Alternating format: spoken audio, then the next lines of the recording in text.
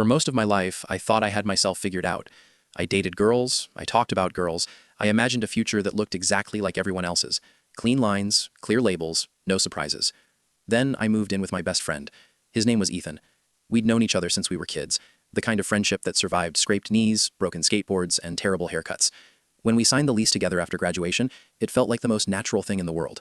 Two best friends, cheap apartment, new chapter. The first crack in everything I thought I knew about myself came wrapped in brown paper and tied with twine. Flowers.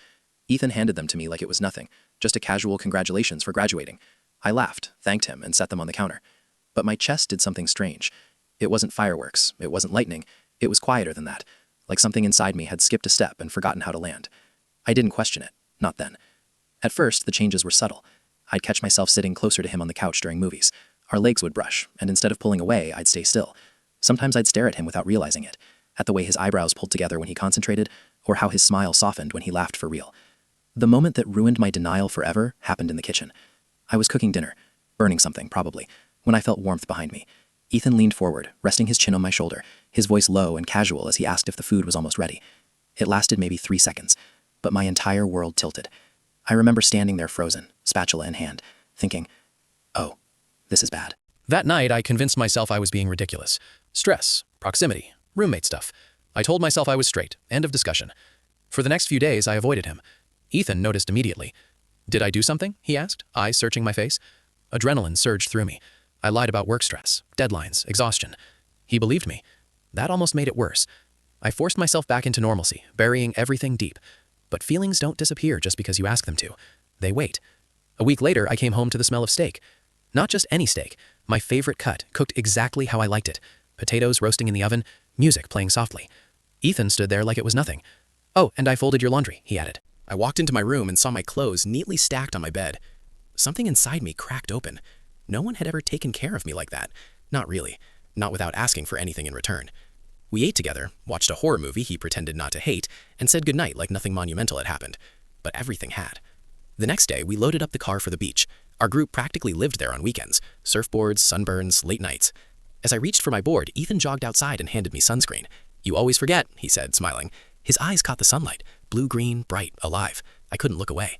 The drive was loud and reckless, singing, laughing, windows down. For the first time in weeks, I felt weightless. At the beach, I saw him shirtless, something I'd seen 100 times before, but this time it hit differently.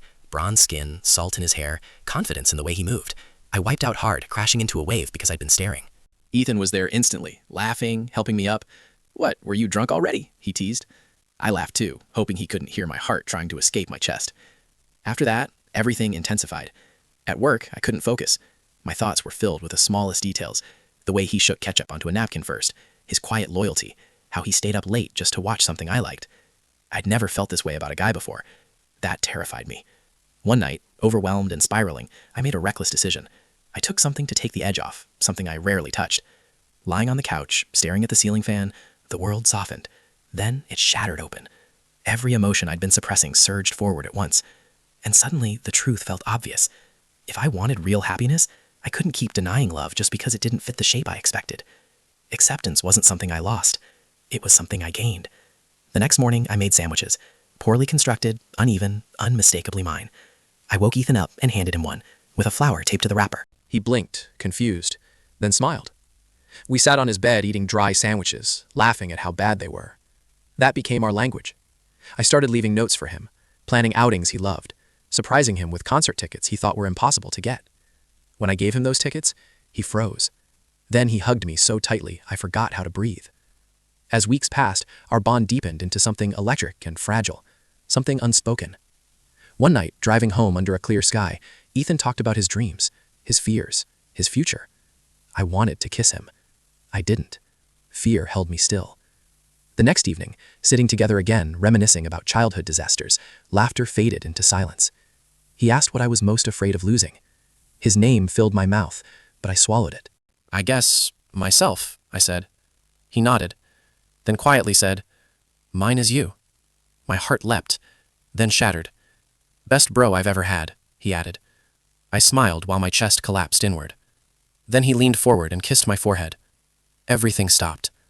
I knew then, without doubt, I was in love. I cooked more, tried harder, brought him flowers I picked myself, left them on his pillow. We started disappearing from group weekends. Walks replaced parties. Silence replaced noise. One afternoon, our hands brushed in the park. He didn't pull away. He laced his fingers through mine.